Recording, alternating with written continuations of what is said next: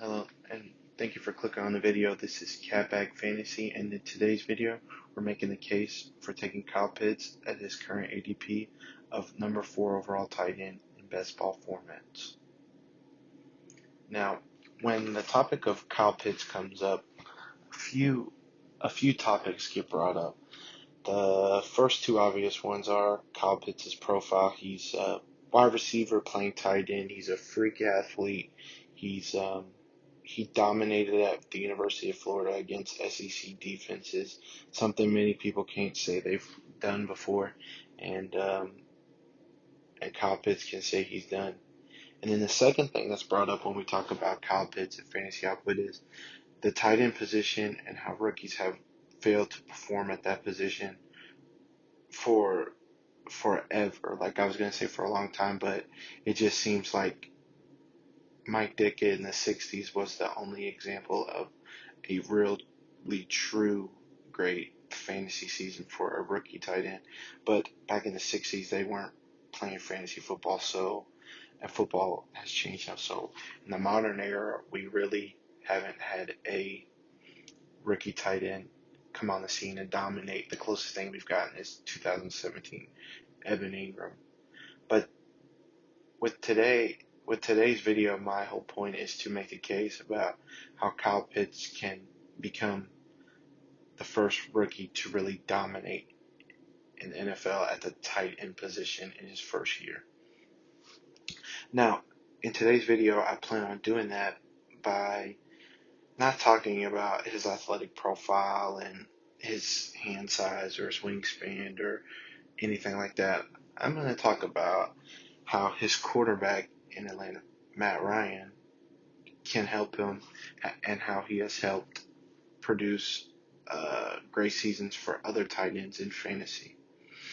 Now we're going to go back into the time machine. 2008, Matt Ryan's rookie year, the Atlanta Falcons didn't have a viable tight end option for fantasy at all.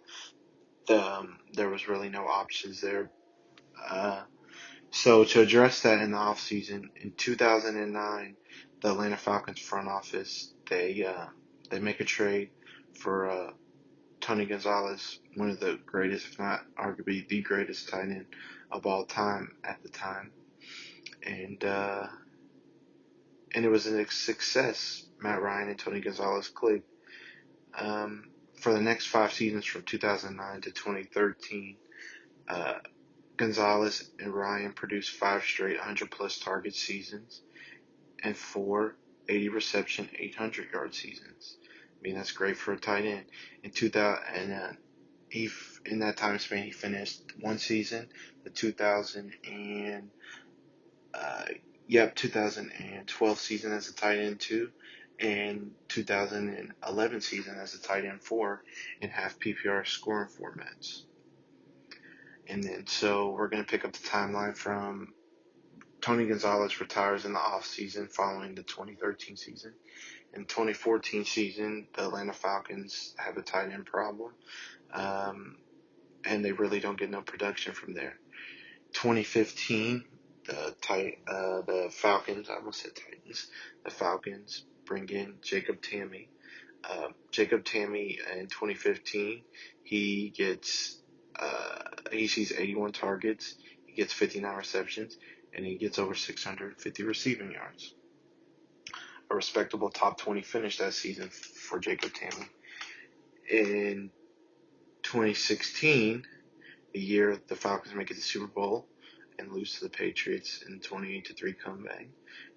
During that season, Matt Ryan's MVP year, he spreads the ball out to tight ends. Jacob Tamme, Austin Hooper, and Levine Toilola combined for 77 targets, over 700 receiving yards, 55 receptions, and 8 touchdowns. Then we go to 2017. Austin Hooper becomes the big dog the year following the Super Bowl. He sees 65 targets, 49 receptions, 526 receiving yards, and 3 touchdowns. 2018, Hooper sees an increase in targets. He gets 88 targets. He has 71 receptions, 660 receiving yards, and 4 touchdowns. That finishes that lets him finish as tight end 6 that year. And then following year in 2019, he also finishes tight end 6 with 100 targets, 75 receptions, 800 receiving yards, and 6 touchdowns. Austin Hooper following the offseason in 2019 leaves for Cleveland. And then so in 2020, Matt Ryan produces a top 10 fantasy season for Hayden Hurst, who gets 90 targets, 56 catches, 500 receiving yards, and 6 tight ends. And he finishes as the number 9 fantasy tight end that year.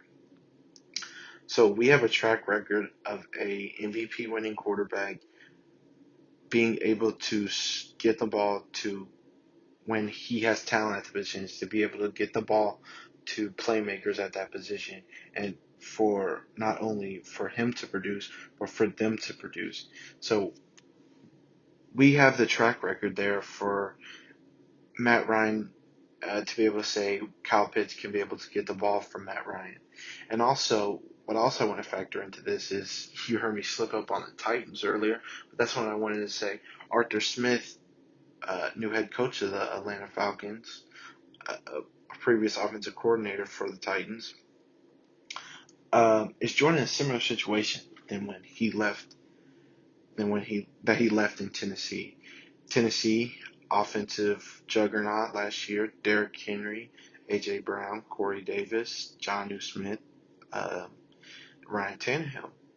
But also the Titans' downside was they were offensive juggernaut because their defense was bottom half in the league.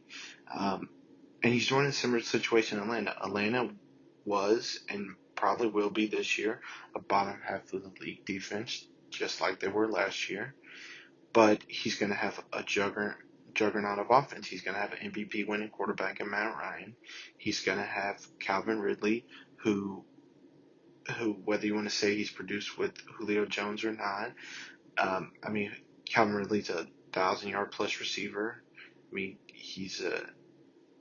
It is what it is, what you want to say about him, but he's a star receiver. And then you bring in Kyle Pitts, star tight end, top 5 pick in the NFL draft. And then you got guys like Russell Gage and Hayden Hurst and Mike Davis who fill out that offense. So this is the thing I want to say. I think Kyle Pitts is going to be the number 2 option on this Atlanta Falcons team when it comes to receiving. I don't think it's going to be Russell Gage. Whatever you want to say about Russell Gage, somebody is going to have to play that tight end 2 position. That wide receiver 2 position.